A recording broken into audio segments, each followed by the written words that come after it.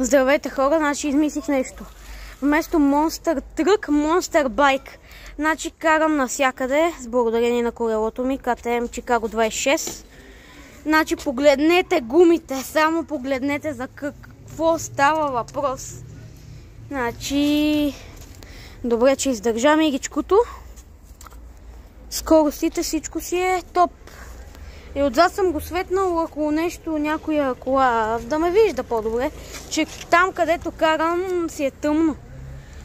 И брат ми също участва в неговото. Чакай, че дръж го, че той щупи степенката. Е така да ви. Неговите гуми не са чак толкова кални, защото той едва сега започва. А моите хихи. Това е. Добре, че сложих това. По-дебело намерих, за да не влиза много кал във веригата. И това е от мен.